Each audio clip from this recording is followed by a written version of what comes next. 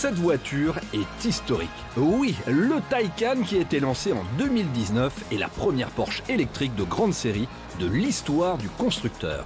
Et c'est aussi un gros carton commercial. 150 000 voitures écoulées en 5 ans, enfin, surtout aux États-Unis, en Allemagne ou en Chine. Mais on l'aime aussi quand même en France.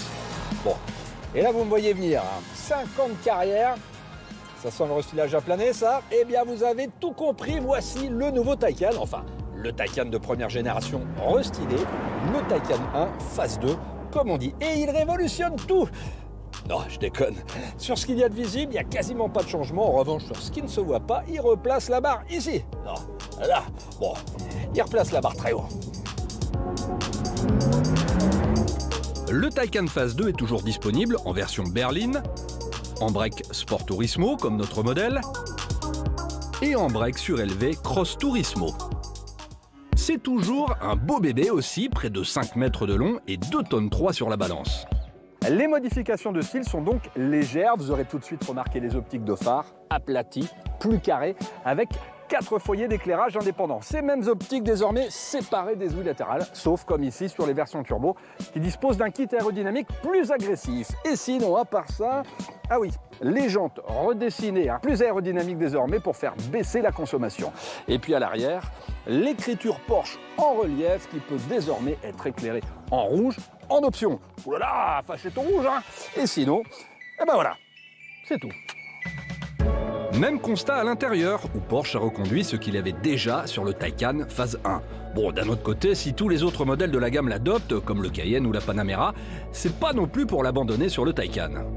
Pas de changement véritablement visible à bord, on retrouve l'ambiance luxe et techno du Taycan phase 1. Les interfaces des différents écrans ont été optimisées pour simplifier leur utilisation et notamment le planificateur de recharge, et la dotation de série a été enrichie avec désormais les seuils de porte en aluminium, les sièges chauffants, la caméra de recul avec l'aide au stationnement, ça c'est pas du luxe vu le gabarit de l'engin, et, détail super important, la recharge du téléphone par induction juste ici, là, bah oui, parce que c'est quand même super important d'avoir un téléphone toujours chargé à bloc, comme sa voiture.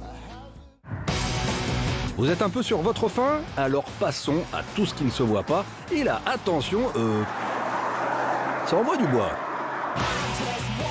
Waouh! J'avais oublié à quel point ça a envoyé fort un Taycan, et d'autant plus sur cette version turbo. La puissance grimpe à 707 chevaux en continu et jusqu'à 884 chevaux en overboost en pic au démarrage. Et de manière générale, il adopte une nouvelle direction à assistance progressive, de nouvelles suspensions pneumatiques adaptatives et même en option, le système Porsche Active Ride qui améliore encore le confort. Et pour ceux qui veulent aller encore plus loin, il est possible d'opter pour le pack Chronosport dans lequel on retrouve le Push to Pass. Alors Push to Pass, ça veut dire pouce pour dépasser. C'est une réserve de puissance supplémentaire que l'on peut activer via ce bouton sur la molette pendant 10 secondes pour effectuer un dépassement. Enfin, 10 secondes, c'est suffisant avec plus de 800 bourres. Bref, avec tout ça, le Taycan est encore plus efficace et performant, et ça, c'est quand même une sacrée évolution. Toutes les versions de la gamme montent ainsi en puissance, avec des valeurs en continu comprises entre 408 et 775 chevaux. Elle gagne aussi en technologie, pour non seulement plus d'efficacité au volant, mais également, et c'est sans doute le plus important pour une voiture électrique, en autonomie. Ce Taycan 1 phase 2 embarque des batteries de plus forte capacité, mais plus légères. Et c'est ce qui change tout parce que l'autonomie augmente de 35%, valeur WLTP, et ce qui induit un rayon d'action de 474 km minimum et jusqu'à 678 en fonction des versions, mais aussi de votre manière de conduire. Avec le pied lourd, l'autonomie baissera beaucoup plus rapidement. Et c'est vrai qu'au volant du Taycan, parfois, c'est difficile de se retenir. En tout cas, maintenant, il est possible d'envisager des trajets de plus de 400 km minimum, sans problème, et sans avoir besoin de s'arrêter à la borne de recharge.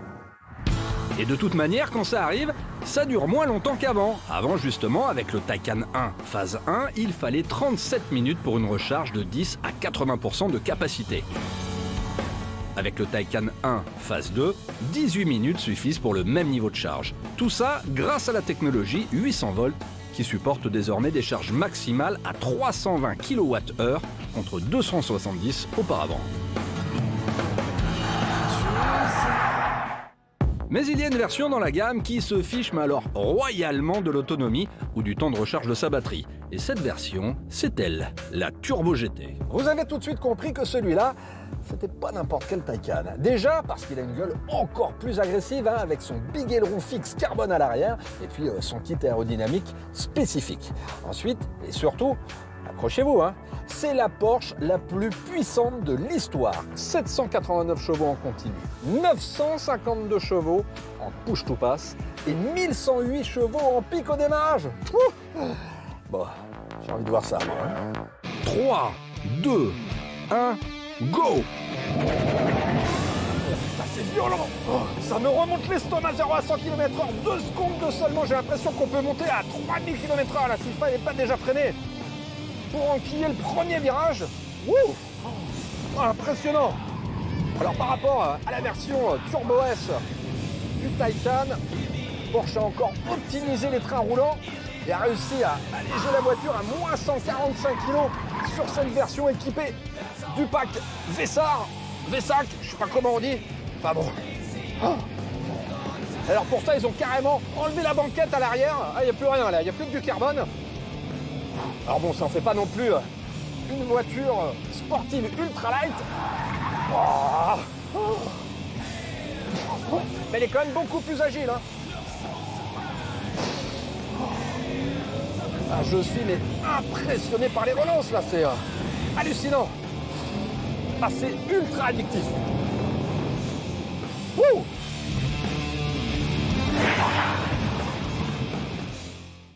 Pas étonnant qu'elle détienne le record du tour en catégorie voiture de série non limitée sur le Nürburgring en Allemagne et à Laguna Seca aux États-Unis devant la Tesla Model S Plaid avec Trackpack. Et ouais, l'Europe prend enfin sa revanche sur la Californie et la tête de gondole de Tesla. Accéder au meilleur, vous imaginez bien que c'est pas gratos.